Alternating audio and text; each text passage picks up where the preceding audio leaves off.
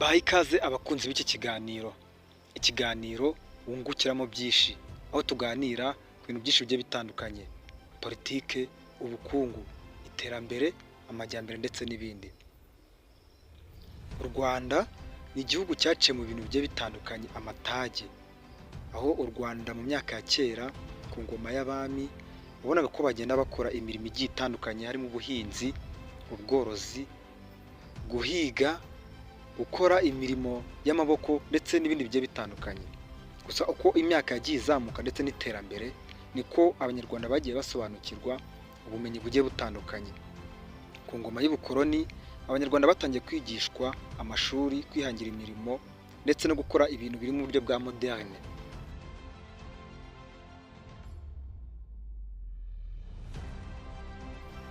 Uyu munsi tujya kuganira uburyo u Rwanda rwagiye rutera imbere ndetse n'imijyi igiye itandukanye aho imaze gutera imbere.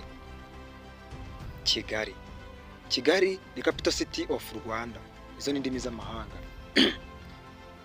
Mu kinyarwanda niwo murwa w'u Rwanda, urwa Gasabo, Rwanda rwa Gihanga. Kigali ubu bigaragara ko ari umurwa umeze neza muri Afurika, utuwe n'abantu batari bakeya kandi umaze kugiramo inyubako zigiye zitandukanye kandi zikomeye. Kigali isigaye yakira inama zigiye zikomeye zitandukanye z'isi, aho abanyamahanga bagenda baza bakaza bagasura Kigali ndetse bakaba banaturamo. Ninde utakwifuza kuba muri Kigali? Ntawe. Mu by'ukuri Kigali imaze kuba nziza cyane, ariko nyuma ya Kigali hari utundi turere twunganira umujyi wa Kigali mu kuba twiza.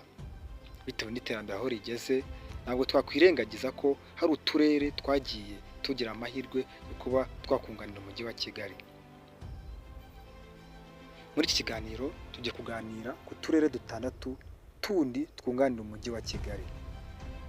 Turahera ku karere ka Muhanga. Aka ni akarere kari mu majyepfo y'u Rwanda.